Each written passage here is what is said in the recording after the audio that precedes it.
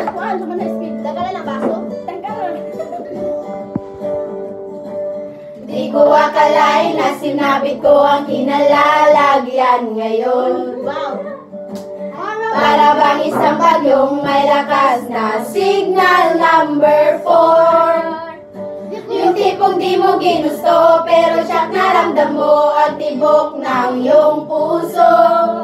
Teka Lord, sandali lang, galing ba to sa'yo? Gusto kong manigurado, ayaw kong lumayo sa plano mo.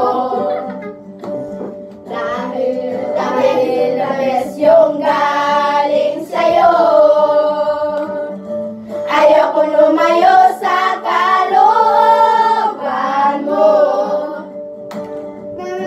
Pero kung siya na talaga, Lord, katulungan mo ko. Ayaw kong mabot ng yaso.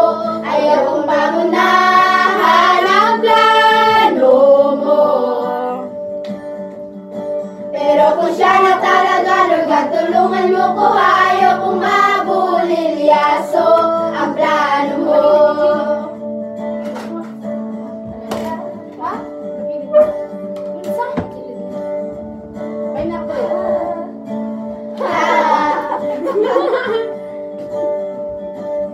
Sigurado na kinalalagyan ngayon.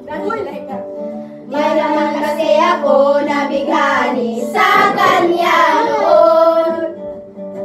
Yung gusto kang nagkagusto, simula nung natanto na siya'y nagbago. Mula nung siya'y nagseryoso, binigay buong puso kay Jesu Cristo. Ayaw kong lumayo sa plano mo. Dahil the best yung galing sa'yo. Ayaw kong lumayo sa kalooban mo. Pero kung siya nadarama, hindi galing sa'yo. Please Panginoon, pakitanggal po. Ayaw kong pangunahan ang plano mo. Pero kung siya na talaga, Lord, tulungan mo ko. Ayaw kong mabulil yaso ang plano mo. Wow. Ang init tubig, matanggal na ba? Tanggal na ng tubig. Si Bibi. Wala ka ba yung cellphone dyan? Sigurado di kami nag-iisa sa kinalalagyan ngayon. May mga batong tumama sa mga nakikinig sa amin ngayon. Matatapos na ang kanta, nakakarinig ka na, natamaan ka na rin, di ba?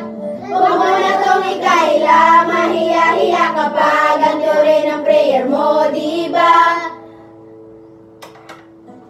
Ayokong lumayo